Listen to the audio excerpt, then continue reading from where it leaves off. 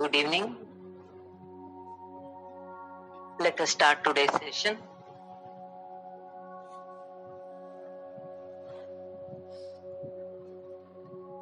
ಈ ಸಾಮಾನ್ಯವಾಗಿ ಆಟಗಾರರು ಪ್ರತಿದಿನ ಕಷ್ಟ ಪಡ್ತಾರೆ. ಬೆಳಿಗ್ಗೆ ಎದ್ದು ಪ್ರಯತ್ನ ಪಡ್ತಾರೆ, ಸಾಯಂಕಾಲ ರಾತ್ರಿ ಅಂತ ಇಲ್ಲದೆ ಮೊದಲು ತಾವು ಅಭ್ಯಾಸ ಮಾಡ್ತಾರೆ.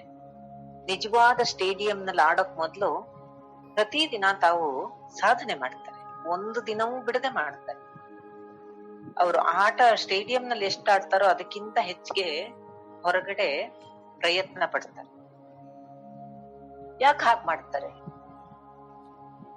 ಯಾವುದೇ ಸಿಚುವೇಶನ್ ಬಂದ್ರೂ ಅದನ್ನ ಎದುರಿಸುವಂತಹ ಸಾಮರ್ಥ್ಯ ಬರ್ಬೇಕು ಅಂದ್ರೆ ಅದಕ್ಕೆ ಒಂದು ತಯಾರಿ ಇರ್ಬೇಕು, ಅದಕ್ಕೊಂದು ಅನುಭವ ಇರ್ಬೇಕಾಗತ್ತೆ, ಅಭ್ಯಾಸ ಇರ್ಬೇಕಾಗತ್ತೆ. ಆಗ ಮಾತ್ರ ಸಾಮರ್ಥ್ಯ ಬರುತ್ತೆ. Player every day they get into practice. Every day they will put in so much of hard work to keep themselves equipped, developing new skills, physical stamina, strength, everything. All the time they are into that. Why players need that everyday effort? Otherwise, it is difficult to sustain on the field. How is it relevant to our present condition? ಅದನ್ನ ನಮ್ಗೆ ಇವತ್ತು ಯಾತಕ್ಕೆ ನಾವು ಯೋಚನೆ ಮಾಡ್ಬೇಕು?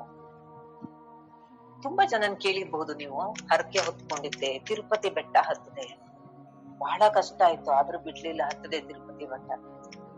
ಹತ್ಬೇಕಾದ್ರೆ ಏನ್ ಅನ್ನಿಸ್ತು? ಸದ್ಯ ದೇವ್ರ ಕಂಡ್ರೆ ಸಾಕಪ್ಪ ಅಂತ ಅನ್ನಿಸ್ತು. ದೇವ್ರನ್ನ ನೋಡ್ದಾಗ ಏನ್ ಅನ್ನಿಸ್ತು? ಇಷ್ಟು ವರ್ಷ ಹೋಗಿದ್ದಕ್ಕಿಂತ ಅದ್ಭುತವಾದ ಅನುಭವ ಈ ಸಲ ಆಯ್ತು. Look at that hardship to achieve that greater bliss. It is in our tradition to get trained for hardship. Get trained for hardship. ಕಷ್ಟ ಸಹಿಷ್ಣುತೆಯನ್ನ ಕಲಿಸುವುದು ನಮ್ಮ ಸಂಪ್ರದಾಯದಲ್ಲಿ. ಮಕ್ಕಳನ್ನ ಎಂದಿಗೂ ಕೂಡ ಸುಖದ ಭ್ರಮೆಯಲ್ಲಿ, ಕಲ್ಪನೆಯಲ್ಲಿ ಯಾರು ಬೆಳೆಸ್ತಿರ್ಲಿಲ್ಲ. If I look back my childhood, we were supposed to do lot of household work. We were all grown up in joint families. We were allowed to do lot of work. We considered it as part of our family work. It is not like I am supposed to do this, that. It's a group work. And if you look back now, that hard work is very, very important. ಕಷ್ಟ ಸಹಿಷ್ಣುತೆಯನ್ನ ನಿಮ್ಮ ಬಾಲ್ಯಕ್ಕೆ ಹಿಂತಿರುಗಿ ಹೋಗಿ ನೋಡಿದ್ರೆ ತುಂಬಾ ಜನಕ್ಕೆ ಅನ್ನಿಸ್ಬೋದು, ನೀವು ಬಾಲ್ಯದಲ್ಲಿ ಎಷ್ಟೊಂದು ಕಷ್ಟಪಟ್ಟಿದ್ರಿ, ಮನೆಯ ಎಲ್ಲ ಕೆಲಸ ಮಾಡ್ತಾ ಇದ್ರಿ, ಎಲ್ಲರ ಜೊತೆ ಹೊಂದ್ಕೊಂಡು ಹೋಗ್ತಾ ಇದ್ರಿ.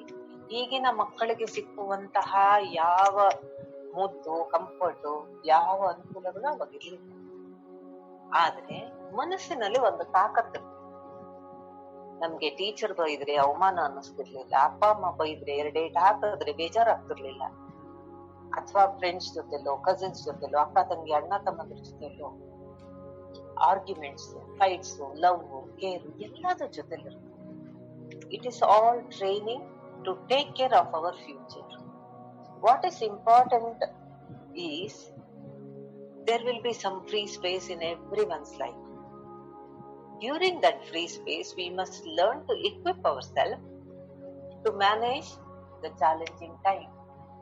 ಖುಷಿಯಾಗಿ ಇಟ್ಬಿಟ್ಟಿದೀವಿ, ಇವಾಗ ಏನು ಕಷ್ಟ ಇಲ್ಲ ಅಂತಂದ್ರೆ ನಾವು ಕಷ್ಟ ಬಂದಾಗ ಹೇಗೆ ಯಾವ್ದನ್ನ ಮ್ಯಾನೇಜ್ ಮಾಡ್ಬೇಕು ಅನ್ನೋದನ್ನ ಶರೀರದಲ್ಲಿ, ಮನಸ್ಸಿನಲ್ಲಿ, ಜೀವನದಲ್ಲಿ ಸಹಿಷ್ಣುತೆಯಿಂದ ಪಡ್ಕೊಳ್ತೀವಿ.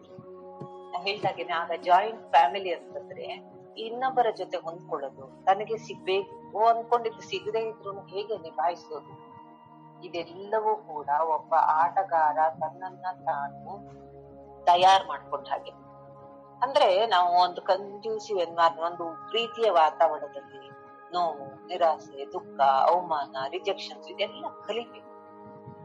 ಆಗ್ಲೇನೆ ನಿಜವಾದ ಕಷ್ಟ ಸುಖ ಜೀವನದಲ್ಲಿ ಬಂದಾಗ ಎದುರಿಸಕ್ ಸಾಧ್ಯ ಆಗುತ್ತೆ. So When we learn how to manage life, how to face challenges, how to face insults, failures, humiliations, rejections in a known environment, it will prepare us to face the unknown environment. If at all we get that, it will help us to manage life better. So whenever, whatever comes within your home, due to all close staying together, sometimes it may be joyful, sometimes it may be very difficult, uncomfortable, suffocation. Take this as the rehearsal, the effort to face the life in a better way. ಈ ಎಲ್ಲ ಕಷ್ಟವನ್ನ ಇದು ಒಬ್ಬ ಆಟಗಾರ ತಾನು ಆಟದ ಮೈದಾನದಲ್ಲಿ match ಇರೋ ಮೊದಲು ಹೇಗೆ ಪ್ರಿಪೇರ್ ಆಗ್ತಿರ್ತಾರೋ ಆ ತರ ಅಂತ ತಿಳ್ಕೊಂಡಾಗ ಮನೆಯಲ್ಲಿ ಆಗುವಂತಹ ನೋವು, ಅಸಹನೆ, ತಕರಾರು, ಕಿರಿಕಿರಿಗಳನ್ನ ಯಾವುದೇ ವಯಸ್ಸಾದ್ರೂ ಅಷ್ಟೇ, ಸಣ್ಣ ಮಕ್ಕಳಿನಿಂದ ವಯೋವೃದ್ಧರವರೆಗೆ ಎಲ್ಲರಿಗೂ ಇದಾಗುತ್ತೆ. ಇದು ಒಂದ್ ಸಂದರ್ಭದಲ್ಲಿ ನಾನು ಎದುರಿಸೋದ್ ಕಲ್ತ್ರೆ ನನ್ಗೆ ಮುಂದೆ ಇನ್ನೂ ಹೆಚ್ಚಿನ ಸಂದರ್ಭ ಬಂದಾಗ ಮ್ಯಾನೇಜ್ ಮಾಡಕ್ಕಾಗತ್ತೆ. This is for better performance. If our mind understands that, we don't look at the hardship as failure. We know that we are developing our muscles to become successful. ನಮ್ಗೆ ಆಗ ಬದುಕು ಕಷ್ಟ ಅಂತ ಅನ್ಸೋದಿಲ್ಲ, ನೋವು ಅಂತ ಅನ್ಸೋದಿಲ್ಲ. ಮುಂದಿನ ಅತ್ಯಂತ ಉತ್ತಮ ಯಶಸ್ಸನ್ನ ಗಳಿಸ್ಲಿಕ್ಕಾಗಿ ನಾವ್ ಇವಾಗ ಪ್ರಯತ್ನ ಪಡ್ತಿದೀವಿ ಅಂತ ಅನ್ಕೊಂಡಾಗ ಸಂತೋಷದಿಂದ ಜೀವನವನ್ನ ಸ್ವೀಕಾರ ಮಾಡೋದು ಕಷ್ಟ ಆಗತ್ತೆ, ಸುಲಭ ಆಗತ್ತೆ, ಕಷ್ಟ ಆಗೋದಿಲ್ಲ. Tomorrow I'll share our beautiful experience. Okay, so now we will continue. The basic essence ಏನಂತಂದ್ರೆ ಕಷ್ಟ ಸಹಿಷ್ಣುತೆ ಮನಸ್ಸಿನ ವ್ಯಾಯಾಮ. ಮನಸ್ಸಿನಲ್ಲಿ ಆಗುವಂತಹ ನೋವು ದುಃಖಗಳು ಒಂಥರ ಫಿಸಿಕಲಿ ಜಿಮ್ಗೆ ಹೋಗಿ ಪಡ್ಕೊಂಡ ಹಾಗೇನೆ, ಅದೇ ತರ ಮನಸ್ಸಿನಲ್ಲೂ ಒಂದು ಜಿಮ್ ಬೆಳೆಸ್ಕೊಳ್ಳೋಣ. ಎಲ್ಲಾ ಕಷ್ಟ, ಸುಖ, ಅವಮಾನ, ನಿರಾಸೆಗಳನ್ನೆಲ್ಲ ಆ ಜಿಮ್ಮಿಗೆ ಹೋಗಿ ಹೋಗಿ ಹೇಗೆ ಮಸಲ್ಸ್ ಬಿಲ್ಡ್ ಮಾಡ್ಕೊಳ್ತಾರಲ್ಲ, ಬಾಡಿನಲ್ಲಿ ಸ್ಟೆಬಿಲಿಟಿ, ಸ್ಟ್ರೆಂತ್ ಬಿಲ್ಡ್ ಮಾಡ್ಕೊಳ್ತಾರಲ್ಲ, ಅದೇ ತರ ಮನಸ್ಸಿನಲ್ಲೂ ನಾವು ಬೆಳೆಸ್ಕೊಳ್ಳೋಣ. ಅದ್ರ ಬಗ್ಗೆ ಕಂಪ್ಲೇಂಟ್ ಬೇಡ. ನಾವ್ ಯಾವುದೇ ಒಂದು ಗೇಮ್ ಅಲ್ಲಿ ಗೆಲ್ಬೇಕಾದಿಲ್ಲ, ಆದ್ರೆ ನಮ್ಮ ಫಲ ಜಟ್ಟಿತನ ಇರುತ್ತೆ ನಮ್ಮ ಹತ್ರ, ಗರಡಿ ಫಲ ಅದು. ಆ ತಾಕತ್ತು ನಮ್ಮ ಶರೀರಕ್ಕೆ ಬರ್ಬೇಕು, ನಮ್ಮ ಮನಸ್ಸಿಗೆ ಬರ್ಬೇಕು. ಪ್ರತಿಯೊಂದು ಕಷ್ಟವು ನಮ್ಮನ್ನ ಇನ್ನೂ ದೊಡ್ಡ ದೊಡ್ಡ ಕಷ್ಟಗಳನ್ನ ಎದುರಿಸೋದನ್ನ ಕಲಿಸತ್ತೆ.